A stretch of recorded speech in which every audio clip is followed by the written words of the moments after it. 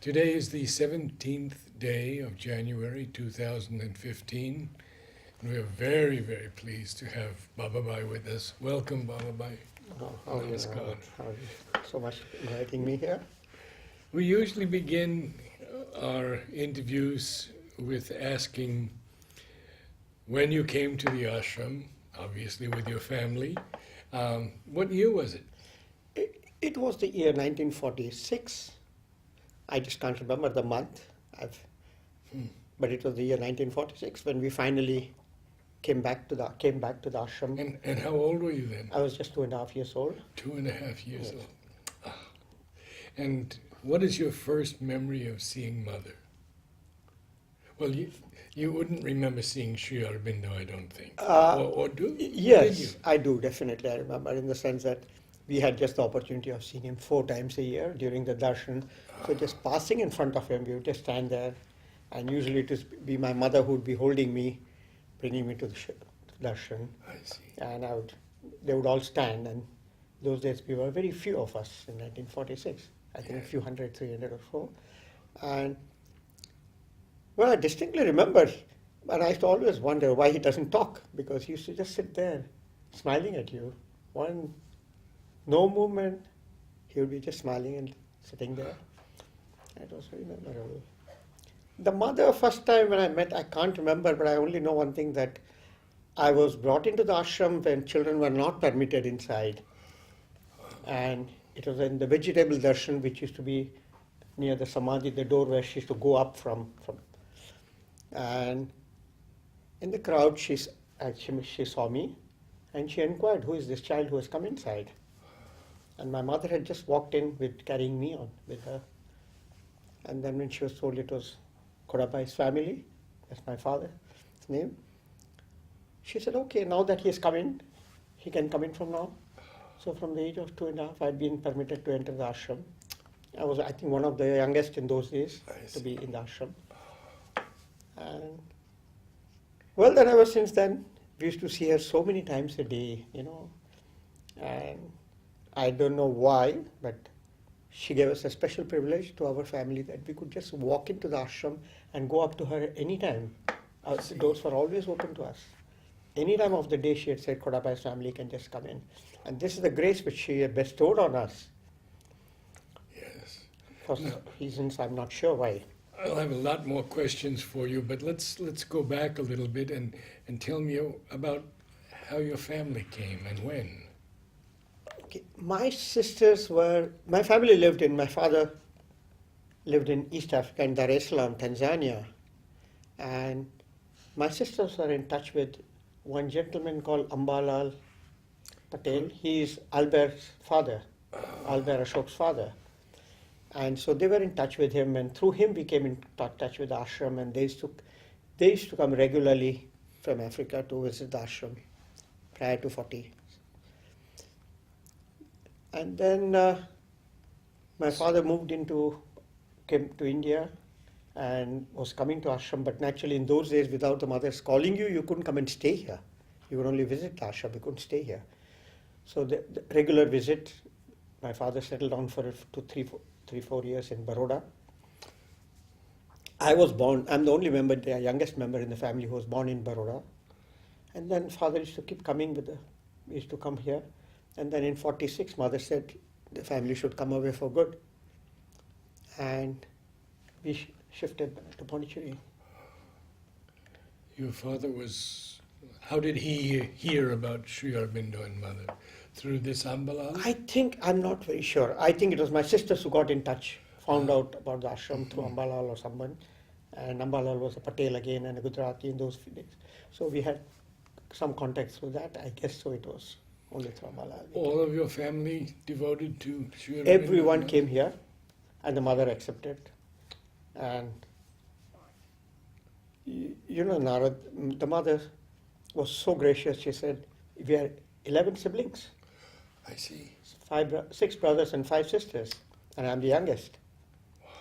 And I believe she told my father that now the family your children are my responsibility. And then that's how we stayed back and She put us up. Where did you live? Oh, when we first came, we we had a house just opposite the Honesty Society on Mission Street. And in those days, that was supposed to be out of town. You know, people never went so far, I see. and it was quite a way. So we stayed there. First we lived there. Then mother moved us to the red house, which is next to the house where Bayou house where I now live. And then from there, she gave us the house where my mother's house is now on François Martin. So that's the final house where I see. we were all moved. But I think there was a reason. Mother kept us all separated. She said the whole family is too big to live in a house. So she gave everyone rooms and individually except myself and my another brother of mine and youngest sister, we lived with my parents. So three, The youngest ones. youngest three stayed with the parents. And the rest were all given in Gold Cone, 3 rooms in Gold Cone. The rest were outside. Rooms were given to all my. Did your father write anything? Was he a writer or a poet? No. He was purely a businessman. He never wrote anything down, no, unfortunately. Yes. And the rest of your family? No, everyone, well, my brother was good in it, but I don't know. He was never interested in putting down things and about. Many people asked him, why don't you at least record something and go? He said, no. My experience is whatever I know I'm telling, but I won't put it down. It's personal. But, well, I used to hear them all because I was the closest to my brother. Oh. And he was, my eldest brother, he was very close to the mother. And my brother who passed away, just elder to me, they were extremely, well, everyone was very close, but they were rather more free with the mother. And Can you recount any instances of your brothers with mother? oh, yes, many instances.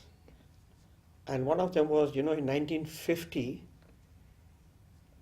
there was a wonderful offer from Gebert from Belgium. They started color photography in the world. Color photography just came in 1950 into the world. And Belgium offered him that if he would come down to Belgium at his cost, they would train him in color photography free of cost. Even they would house him there.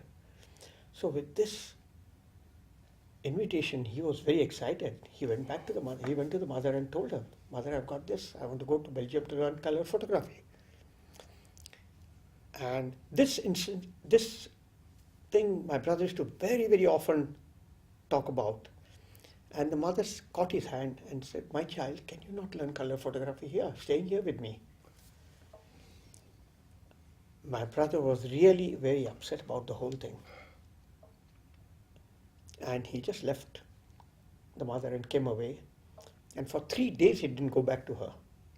Because, well, I shouldn't use the word, but this is what he told us that he used. He said, "What does this lady think, old lady think? How can I learn color photography staying in the ashram when the world has just come into color photography?" Anyway, after 3 days, he went back to her and caught her and said, "Yes, mother, you told me about the color photography. I will not go." And this is another thing which my brother always keeps telling people. She caught his hand and said, "Do you know, my child, we have opened he was very particular about that. She said, "We have opened a faucet of power here." She never said I. She said we. Faucet of Power. And she said, "It comes pouring down. All you have to do is aspire for it." But she said the danger of it is aspire for anything good or bad. We cannot stop it. So with these words, she told him this and she said, "No, I'm going to stay. I will not go." So she said, "Please give me all the books you need and I will ask Medananda, who was looking after the library, to get them for you." He came back, made his research, made a list of books, gave it to the mother. The books arrived, and there were volumes of nothing but chemistry. Now, my brother was just a senior Cambridge passed, very little knowledge of chemistry, but then he only had that one goal. He said, the mother had said, anything you aspire, you'll get it here. So he used to read at night those books like a child. And in the morning, early morning, any middle or in the middle of the night, he would get up, run into the dark room, light an agarbatti to the mother's picture. And he says everything what he had read at night, like a child without understanding, would come pouring down. He would start understanding what he had read. And he played about with that. And he learned color photography. Now, in 53, one Mr. Boy from Germany came down to India, to Kodak, Bombay, to teach them for color photography, because Kodak was one of the first supposed to learn. He stayed there 3 months, and my brother somehow came to know about it and requested if he could come to Pondicherry, and he agreed to come. Now, it was just then when Boy turned up at Pondicherry, mother had also told him, I'll make you a color lab. So a color lab was made for him, air conditioned, we needed a controlled temperature, and the color lab was made in his house in Bayou House.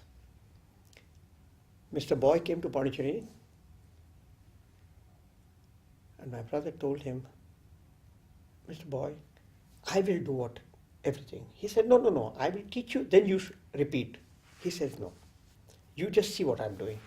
So in short, he made first the chemistry, they went in short films, he developed them, then made chemistry for the papers, he printed, so it all was about 3 days' time, and Mr. Boy couldn't understand. He says, Mr. Patel, why did you call me here?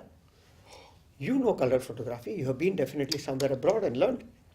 I have been in Bombay for 3 months, and still the boys there are trying to figure out how to do the things. He says, no, it's all the grace of the mother. And he used to always point at the picture of the mother. This man didn't understand. He said, no, I don't understand this. There is something wrong. And in 3 days' time, he left Pondicherry. I would like to tell you something. The world doesn't know about it. Color photography in India was started in Pondicherry. Pondicherry made history of color photography by 1953. Color photography was first started in Pondicherry by my brother. And this Kodak accepts and acknowledges. If you know anyone in Kodak, they would acknowledge that yes, it was Mr. Patel who first started color photography in India. And this was just thanks to the mother's grace. And not only that, Prabir and Pradeep, have you heard of these two young boys who were in the ashram, Ratsena, these two sons? After they finished their higher course, they joined my brother to learn color photography. And they have seen this. And my brother brought down the color photography of printing from 7 steps to 5 steps. He made his own chemistry and brought it down. So all this is the grace of the mother here. She's the one who, as she rightly said, aspire for anything good or bad. And this is a living proof in our family that he did this. What did your other siblings do? What did they involve themselves in? Education or art or music? My sisters were in art. Chandra, who was very good in dancing. Then Ravi Bala, who was very good in singing. One of the most beautiful voices I've ever heard. I hope so. I don't know. It's all the mother's grace again. Yeah. Pure, on pitch, and with a great lilting quality. Yes, you heard her, I think. Yes. And then Sunila had also taken her recording in the New Year music. Yes, a short portion. Yes, with Sunil? With Sunilda. Did you know Sunil? Yes, very well. Could you? Well, Sunilda was not my teacher, but then my sisters studied under him. 2 of my sisters studied, and Sunilda was a great man, and again, a genius. Well, everything in the ashram is like this. It creates geniuses out of nobody. It's not out of your education or anything, but just being in the ashram and in touch with the mother has made so many geniuses and so many wonderful people here in different fields. Yes. And she rightly has put, like in Auroville, what she wants to do. All she wants to do is give you everything, look after you, and I'm sure the best in you will come out. So it's not necessarily your own profession, but it's something else. Yes. So in each of them, this is what she has created. You said you had many remembrances of your brother. Oh yes, I'm so close to him. Please share some more. Oh, many a times. One time she called my brother was always, I know him always as a very, very courageous man without any fear of anything. And I won't name the person, but the mother called him once and said, one of my child is in danger and needs help. She has inherited a property in Bangalore, and her aunt, who left this property all to her, has a friend who is not letting her bring back all the things here. Would you go and help her out? He said, Mother, anything what you tell me to do, I will do. So he went to Bangalore with her, and under very difficult circumstances or danger, he was threatened. And this man happened to be in the Air Force, so he had access to arms. So he even threatened him with his life. And he brought back everything what the mother had asked him to bring back. The entire house was cleared and brought back under threat and hid. And in return, the mother was always grateful to her. My brother those days was always on a motorcycle, and this lady had booked a car. And in those days, the cars used to take many years to come. You had to book a car and wait for 4 or 5 years before you got a car in India. So she said, would you like to have this car? And my brother said, I'll pay for it. But she said, yes. So he paid for the car, and mother let him have the car. But I know, when he went from here, we were all worried about it, that he is going, even in spite of a threat that nobody will be allowed to enter the house and take out things from this house. And brought back.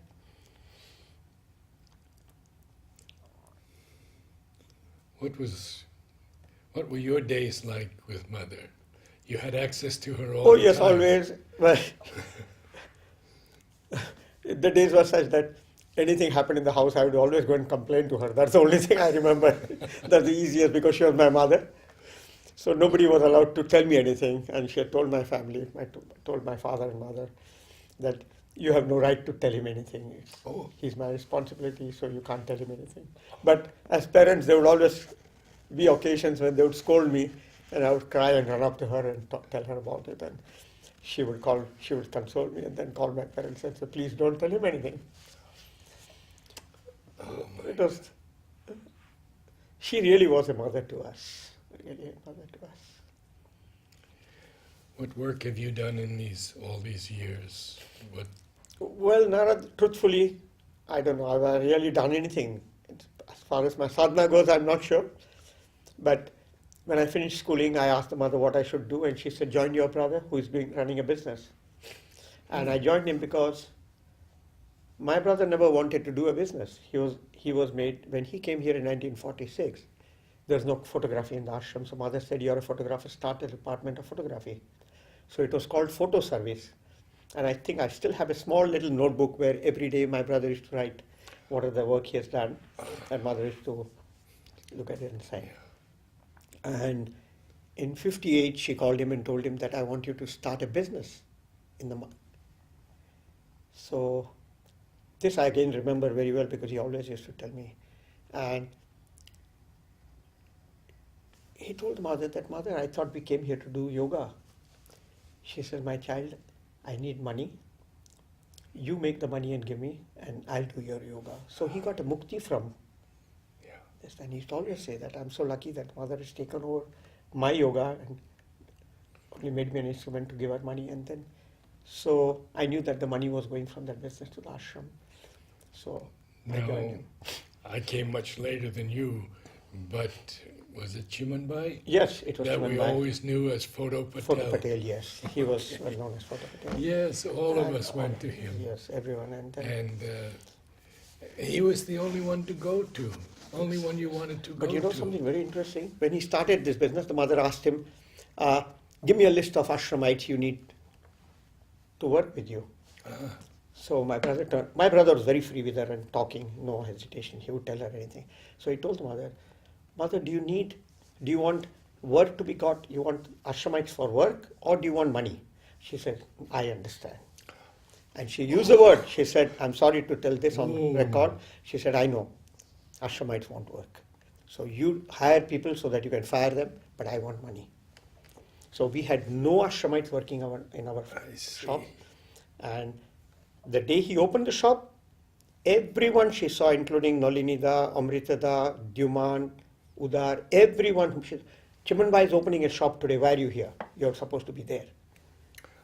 So very few people knew that this shop was for the ashram and was an ashram organization. But my brother never took anything from the ashram. It was entirely with his own money, with his own effort. He ran it as a private organization, but with the motive of giving the money to the ashram. What year was this? 1958. 58. 1958. Prior to this, he used to, well, I'll give you one more very interesting Yes, please. incident of the mother, how the mother was very, very particular about a promise or a demand or anything. She never took, Udar once came to him and told him that in those days, money was very tight in the ashram, but a very difficult time mother went through. And Udar mentioned to my brother that we have no mosquito nets. And in those times, my brother used to keep, it was French time, so he used to keep importing a lot of things. So he immediately ordered for the mosquito nets. When the mosquito nets came to, I don't know how, somehow mother came to know about it. So she called him and told him, you have imported mosquito nets for me. He said, yes. Udar told me you need mosquito nets. She said, but I didn't ask you because I don't have the money. So my brother said, oh mother, you don't have the money and you will not take the mosquito nets. She says, no, because if I've asked for it, I will pay for it. So my brother said, okay mother, and he left her and went home, made out a check for the amount of the mosquito nets, came back and said, mother, you accept donations? She said, yes. So he took out the check and she laughed. She laughed at him and said, oh, I know this, again you've done it. He said, you can't say no to this donation, you accept. So mother took the check and he said, now please give it back to me. You have paid for it, so you have not got anything free. You have not taken anything free. You see, this is what the mother was. She was very, very straight in all her dealings. And as far as money went, she was very, very particular. And, well, she always called my brother and my father, they are my bankers. Whenever I'm in need of money, they have bailed me out. So, the privilege or this is the only service our family has given to the ashram, by giving monetary service, not physical service. Tell us about the older sadhaks that you remember. Did you have any closeness to Nolini, Amrita? Mostly with Duman, and because Duman was a Gujarati. And tell us about Duman. Oh, Duman was such a wonderful person. Well, as incident, I can't remember anything in particular, but Duman, and then, as I told you, Ambalal, Alberda's father, they were all such. Those days, the life was very simple in the ashram, very, very basic. We had no luxuries. We all lived so unitedly, like one big family in the ashram. And they were always there, people visiting us, or we would be going to their house to meet them, and anything we needed was always conveyed to them or through them, and it used to be done. And Jiman used to be always there to, because mother had told them that the Khodabai family has to be looked after by us. So they used to always be there. Anything we needed, they would always be there. But she has really, Narad, I must say, the grace she has bestowed on our family, at least, I would say. I don't know how many lifetimes it might take, but I think we can never repay that. And as my brother always says, he used to always say, I want to die here and take rebirth here. My wish also is that. Yes, yes. on that point note, I hope you remember, you might have read in the agenda about my brother Indravadan who passed away on a scooter accident. He had taken that promise from the mother. She was in touch with him. He was unconscious after on a scooter accident, and this happened on 25th of August 1960. And he was lying unconscious in the general hospital. Mother tried to come into the picture by, she was of course constantly in touch with his soul. She even sent Sanyal to see if he could revive him, because she said he has a pressure built up in his brain, head. But they couldn't find any. And then she told him that you will have to leave this body because it's a damaged body. But he was refusing to leave. And then he took a promise from the mother. He said, I will leave the body on one condition. I would like to come back to this ashram at the earliest and in this family. Oh. And mother gave him her promise, and he left his body on the 28th, 3 days after this accident took place. Then she called my brother. My brother was very upset about the whole thing because he was very close to this brother of mine. And he went up to her, and that is the time when she told him about this. And she said, your sister Chandra, my sister Chandra was in Hyderabad expecting a child, baby. And she says, in those days there was no sonography. So she says she's going to deliver a baby boy, and his name will be Atma Vadan. And Atma was born. And that's the time when mother was very excited, called my brother, and she was in ecstasy because she said this is something which I believe her Tao had told her not to try. Putting all the beings in the child, in the womb itself, start working from the womb, not from after the child is born. And every time the child and the mother would die. And when Atma was born, mother had tried this and she had succeeded. And she said, now my doors are open. And this is not what I'm telling you only. This, she's recorded it in the agenda. Is there, it's mentioned in the agenda about Atma's birth. And my brother was really upset but then when she told him this, and when Atma was born, he was very happy that he's come back. So that's why he used to also say, I want to also die here and come back.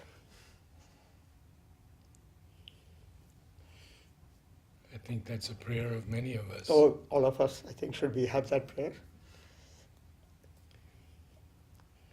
Now you are known for sharing so many stories. It has been, I tell you, Narad here, living with a mother is something.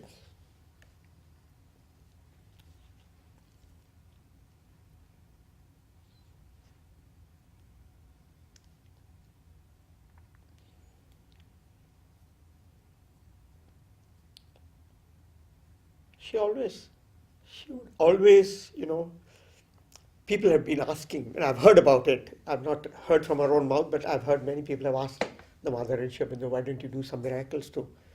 And she said, miracles, I believe that's what I was told, that she said, is it miracles to bring people to the ashram? Then we don't need people in the ashram. But if you want to see miracles, she said, every moment of your life you can turn around and you'll see a miracle. And I think that's very, very true, Nara. So many miracles, so many things happening here. We see here in the ashram, in our own family. And yes. My family, before they came here, my mother was traveling in Gujarat somewhere with my brother Vishu, who was in London last. He passed away recently in UK. And my eldest sister Sumandan. And in those days, the trains they didn't have a vestibule, so you couldn't go from one compartment to the other. Oh. Each compartment. And my brother was suddenly took very ill in the train. It was a running train, no doctors, no medicine. And suddenly my mother sees a lady come in the white, sit next to her, and inquires, what's happened? And she says, my son is very sick, son. So she gives him a tumbler of milk, and she says, give him this milk. And my mother took the tumbler, gave the milk to my brother. And then she turns around and sees that the lady has gone away from there, left the tumbler and left. And then soon, within a short time before the train stopped, she sees that my brother was completely all right. He came on. He was feeling better and he was coming out of the problem. So she looked around. She said, "Where is this lady to give back the tumbler?" And she went in the whole compartment. She never found her. And couldn't get out Couldn't, of the couldn't, no, compartment. because the train was running all Yeah, through. There's no yeah. stop. There's been no stop. And she couldn't find this lady. There's nothing but the mother's coming to her.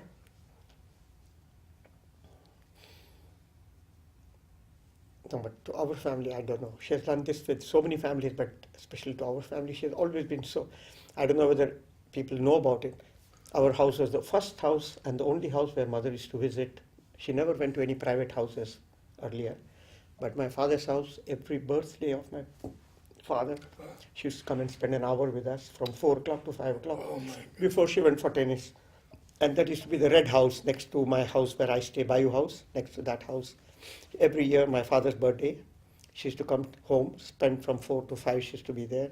And I might have a picture, I remember one picture where Monsieur André also was with her, and my father walking down from the garden, from the door into the house with Brother André, and mother used to come and sit with us and spend some time with us. And Whatever photos you might have, we could include them. It would be very I would nice. love to find out where the pictures are. They have been all scattered by all my other members. And she was. Tell me a little bit more about when you're growing up with the mother. Well, growing up was this only that all the mischief, I was very naughty. I see. can only remember I that. see. But I never was scolded by the mother. That's why I don't know why she didn't take a stick and beat me. I wish she'd done that and made me straight. But as fate would have it that she never has scolded me. No, I don't think so.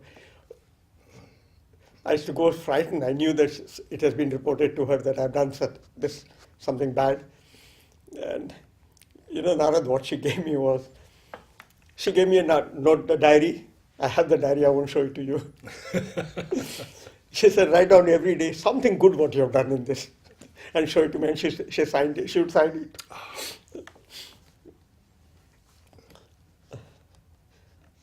But that intimacy with the mother, and I used to see my brothers and my sisters, how close they used to be, how free, but I was too small, I think, and I was too scared, frightened of her to.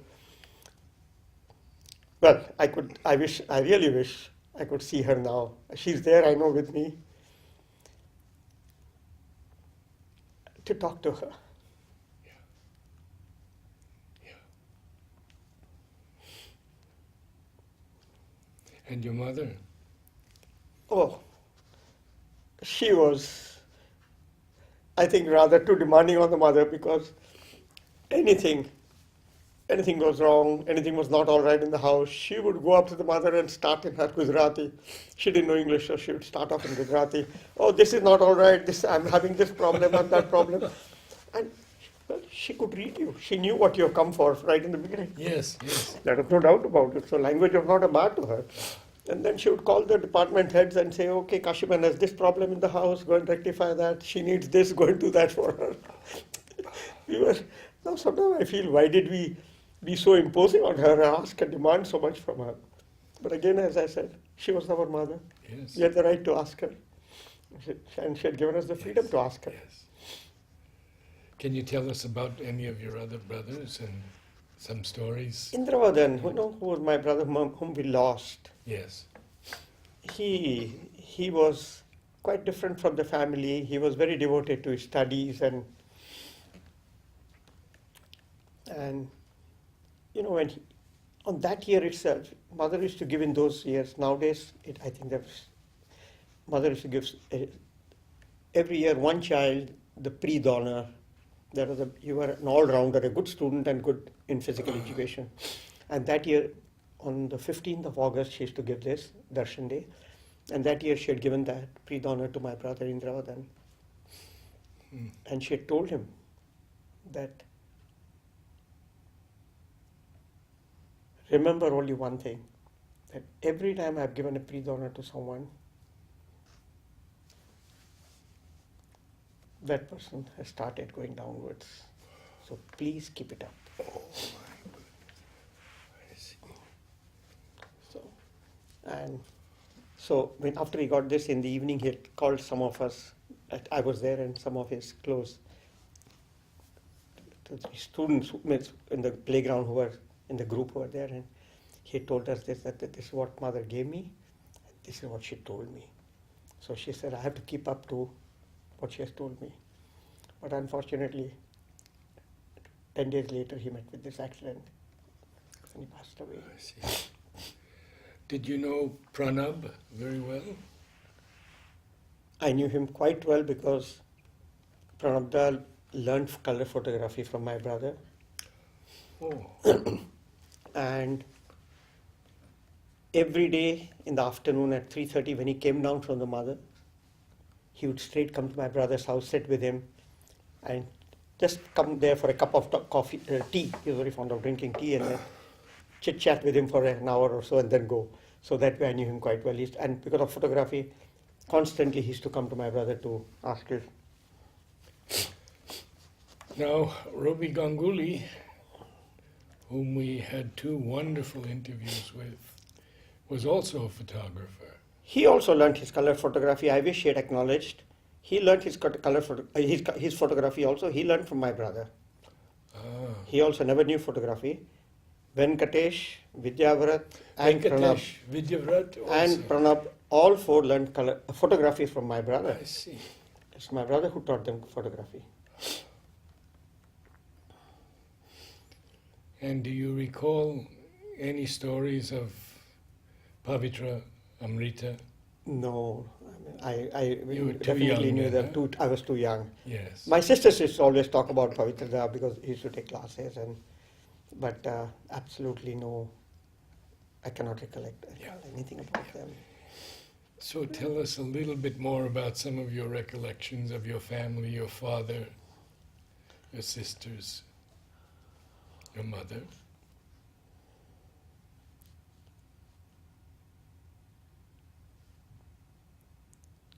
Well, about my father, well, I can only tell you things which really, looking back, made me realize something about the life we are living in the ashram and the mother's grace on us, especially. See, my father had a massive heart attack in the ashram, and he was lying on the floor, and mother was called. Doctor was there. Nipenda had come. Mother was informed. Mother said, "I'm coming down," and she graciously came down. Chair was put next to my father. She caught his hand, sat there, caught his hand and said, "Kodabhai, calm down, be quiet." And she went into a small meditative trance. When she opened her eyes, she asked him, "How are you feeling?" And she asked him to stand up. And Nipenda was there, our doctor, and he said, mother said, "Wait." And then she said, "How do you feel?" He said, "I'm feeling well." So he said, "What do you want to do?" He said, "I want to go home." So she said, "Okay." And he started walking. Nipenda came in and said, "Mother, he has a heart attack. He will die if he walks. He cannot die. He cannot go. He has to go to the nursing home." Mother said, "Just leave him. Just leave him. Let him go do what he wants." Narad, my father walked home. He didn't die of a heart attack. He had never again a heart problem. He never took any medication for heart, nothing. This is the grace of the mother.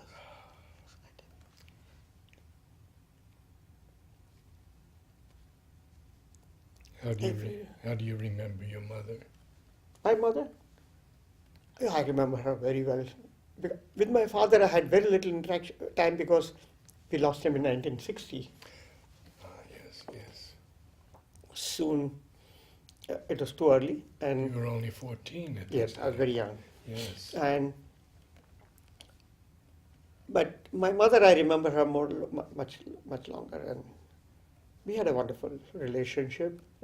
But I had always been, being a very big family, it's a typical of it, that the eldest look after the younger children, not the parents. That's how the thing goes in Indian families. So I was brought up mostly by my sister, my eldest sister, Sumanban, who was living in Golconda. And I was very close to my brother, eldest brother, Chimanbai. So I used to be always running to him, like most of the time I spent with him. The whole day I would be with him and eat in his house, eat my breakfast with him, and spend a lot of time with him. So all what I used to hear and learn was mostly from my brother Chimanbai, who would guide me and help me out. With my father, we had just a fatherly relationship. Okay, we used to Did you write to mother often or seldom? seldom, very seldom. Only thing when we needed a permission to do something like go out or we wanted to buy something, things, then we wrote to her. And my brother Madhusudan was very fond of writing to her more. He had a lot of correspondence. He, Chandra, they used to write more often to her. I had not, not much, very little. Could you just... Well, it was, well, again, when it comes to writing to the mother, you had a way of, with the mother. If you wanted to do something, you would write to her mother, I wish to do this, I want your blessings. She will positively tell you yes. But if you left it to her, and this is one time I remember, I wanted to go out and I wrote to her, the mother, and I realized this thing. So I wrote to her that this desire is coming to me too, I would want to go, but I don't know whether what is right or wrong, whether I should do it or not. I want your guidance. Then she writes, no, I wish you do not do this or go. So I know people have got a yes from the mother because they wanted a yes. She never said no. She would. That, at that point, I'll tell you one thing.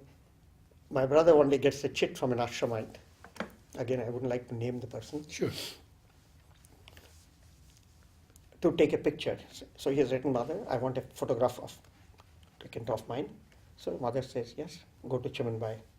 So he comes to the shop, and my brother, I don't know what happened to him. He looks at that chit and says, I'm not going to take a picture of yours. And he was very upset about it. He said, I brought a chit from the mother. Why would you not take it? My brother said, sorry.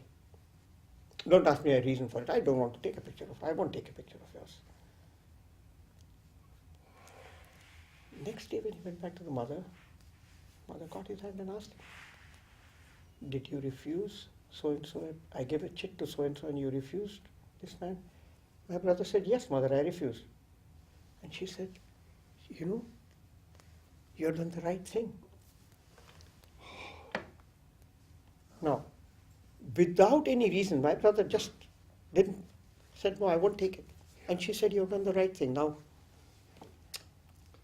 so if you demand something from her, she would always, with blessings, sign and give it to you. But then it's not that you don't want the truth. You want your answer. You don't want her to give you the solution or the answer.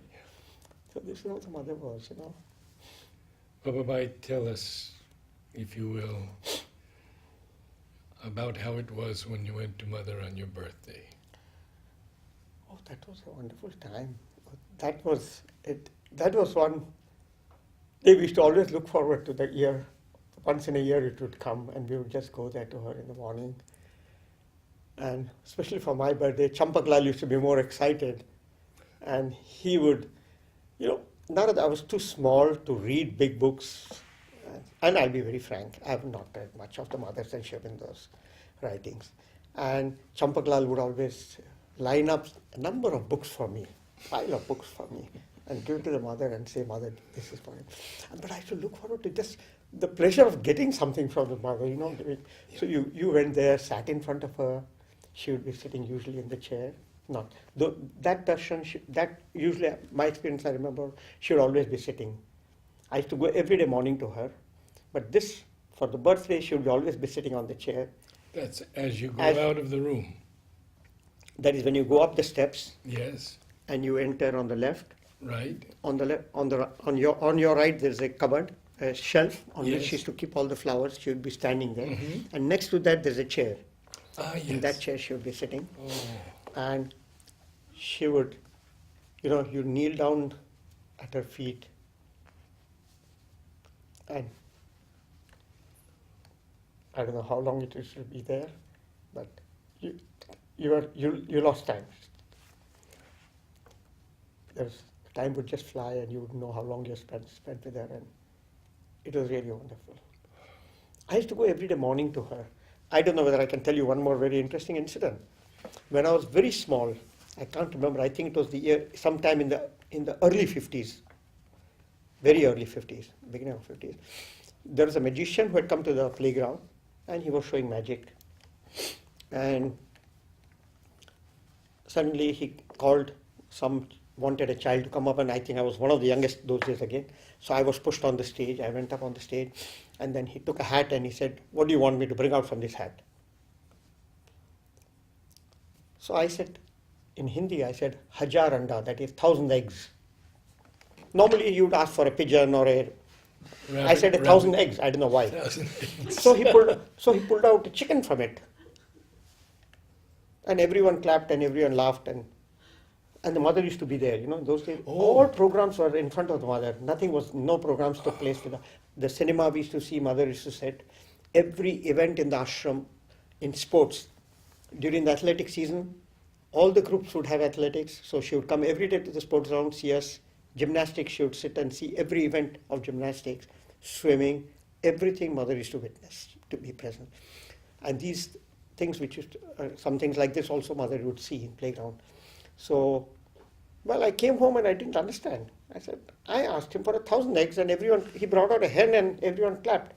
So then I was explained by my brother that an egg comes from a chicken, and a chicken gives egg every day. So you'll get 1,000 eggs. So if you have a chicken, you would get 1,000 eggs one day. So I said, then I want a chicken.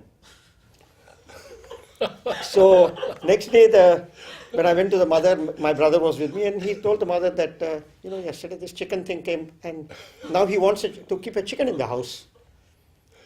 She said, "Oh, you want a chicken because you want eggs, no?" So I said, "Yes, I want an egg, so I want a chicken in the house to be kept." So I believe that is the time the poultry was started. And every day morning, she gave me a basket which I still have with me. It's a small, nice basket with a handle, cane basket, with a silk bag inside she gave me. And every day I would go up to her, and she would take the egg herself. It used to be kept on the counter, on the table. She would take the egg, open the basket, open the bag, put it in the bag, put it in the basket, and hand me over the basket. So that's how. So every day I used to go up to her around 9:30. And she would give me this egg. I have the basket with me still. The bag has got lost, I don't know where. But the basket is still there with me, and I preserve it. Do you remember any other things that she gave you? Material things? Yeah, a lot of material things, of course, she gave. She gave me once a nice toy. It was a tortoise, but it didn't look very much like a tortoise. And it was rather very distorted figure of a tortoise. So she called it. She said, "This is supposed to be a tortoise, but we will call it hippotortue." Hippopotamus and a tortoise. Hippo is French is hippopotamus, and tortue is the tortoise. So she said, "We'll call it." I remember that name very well. Hippotortue. This is an hippotortue I'm giving you.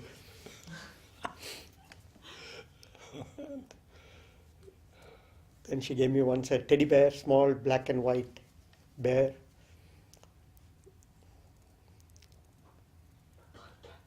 And another incident was when you asked me about Sri Aurobindo. This also I remember. I was in the meditation hall when mother saw. I had a small little dinky cars, those metal cars you used to get, dinky cars, and it was just very similar to the mother's Ford Humber. It looked very much like that, but it was grey and black. And I don't know why. Suddenly I realized that. My sister came and asked me that the mother is asking the car, "Mother wants this car." And I said, "No, of course not. I'm not giving it." Everyone around me said, "Give it away. Mother is asking, give it." And mother said, "No, he doesn't want to give it. It's all right. Don't give him. Don't force him to give it." I didn't give the car to her.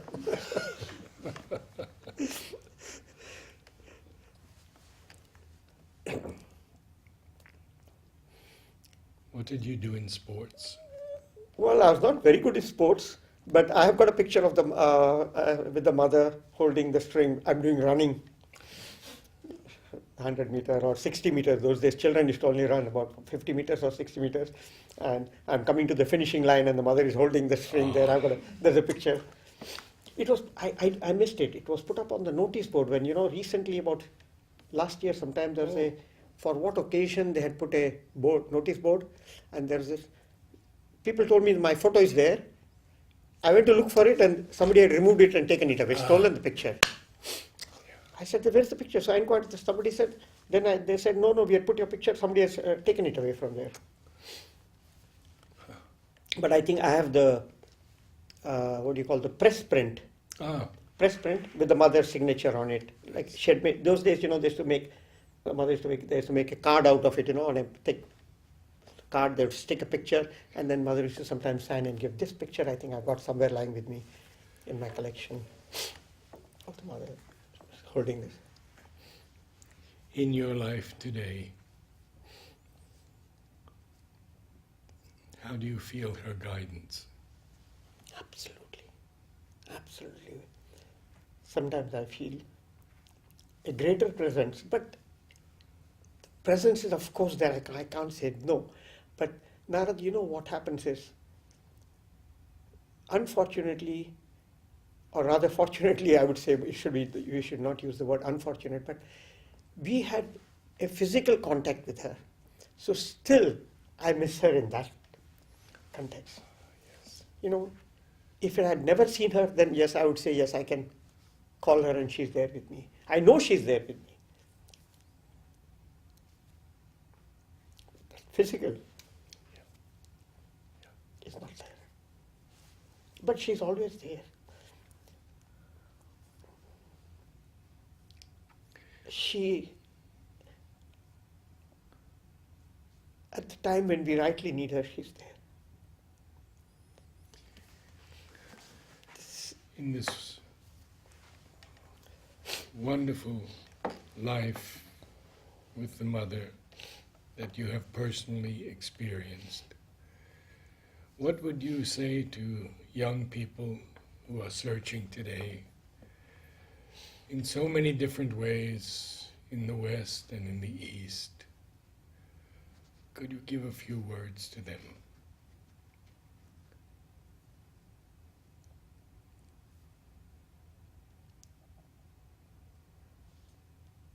Or, I would not. Okay, I don't think so. okay. I'm capable of guiding anyone at least. I know I can guide myself, I can guide my children. Yeah. Not the others, I don't think so. I would tell them. Only thing I would say, this is the only place you can be on earth. You cannot find a better place than this.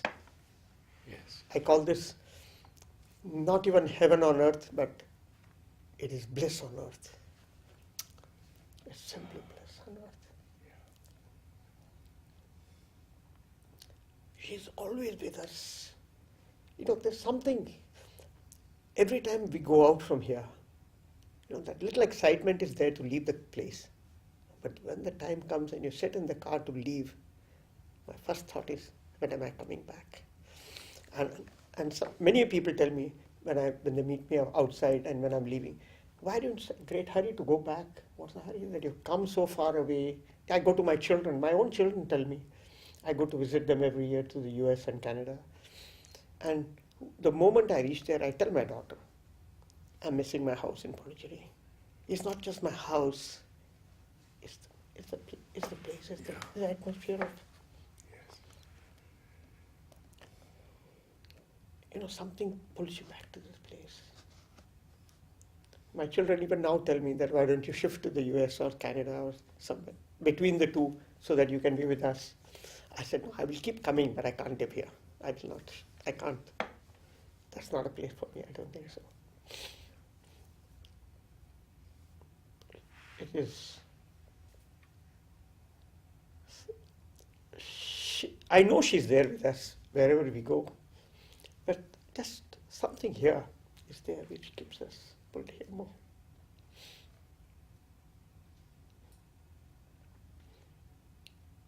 She guides us throughout. Narad, my children have gone through such wonderful experiences. My children themselves, every step they have, the mother has, you can see her there holding their hand and taking them forward. How many children do you I have two. I've got a son and a daughter. My daughter is elder. She wanted to do medicine. She couldn't get into medicine. She made only one attempt. She says, finished. I'll continue with something else. Then she did her paramedics in Chennai.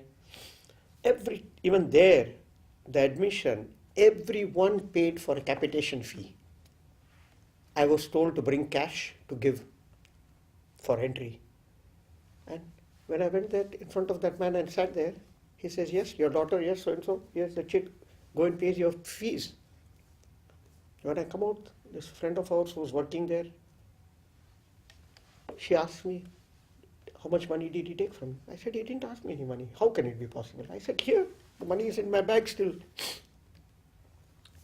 When she goes to the class, every student asks her, how much did you pay? How much did you pay? Everyone said, we have paid this, and my daughter says, I have not paid. Nobody paid. Then I told my daughter, keep quiet, say, I paid. Don't say anything else. Everyone had paid. She's the only child who never paid any money because nobody asked her for that money. Why? In the US she went. She joined the University of North Carolina in Chapel Hill. Narad, she was there. She landed up, I think, August this was. I think, if I'm not mistaken, first week of August she was there. And she called us and said, I have to come here. Now I'm looking hurriedly. Every student looks for a job on campus. You know, you can't work off campus. You can work on campus. And she's looking and she said, I'm not finding anything. Everyone has got some work, and I said, on the 15th of August, she had applied. She saw on the notice board there's a job for a on-campus job in the Department of Emergency Medicine. There's a vacancy for a student. So she had applied, knowing fully well that she's not a doctor, she should not get. But she had just put an application. On the 15th, she got a call. She went. 11 doctors. She was the only non-doctor. She landed a job. Narad, I couldn't believe. The university paid her tuition, they paid her insurance, plus she got a small cash in hand. I paid her first semester because before joining you have to pay it in advance. After that, I never paid for her master's. It was all paid by the university. I couldn't believe myself. A student never earns so much on a campus in US. And beautiful letter they gave her also. This job should not be at the cost of your studies. So your studies should not be neglected. And she was surprised. 11 doctors, and she was a non-doctor, and she got this job. Again, same thing when she went to the other university for the job. After she finished studies, she joined John Hopkins, of course. She got same way. Then again, another place also. Every place she went to work. Whatever, see, the mother has always said, your desires will be fulfilled in this ashram. She had a desire to work for the United Nations. She got a job in UNICEF. She wanted to work for the state of New York in the health department. She got a job there. You desire, she said. Desires are always fulfilled. That's the easiest thing I think she gives you. If you have desire, she gives you. Desire for good, anything or bad you get it. Or aspire, that is aspiring. But even desires, she fulfills all your aspirations. My son too today is doing so well. It's just sheer the divine's grace. Nothing more than that. And they all stand out. They all stand out. And as mother had always told my brother, here are diamonds. Some of them are polished, some of them are not polished. But whatever it is, even the unpolished among pebbles are diamonds. So they all stand out. How beautiful. She had used these words that all my children are diamonds. Some are polished, some are not polished. But even the unpolished, among pebbles, they are still diamonds.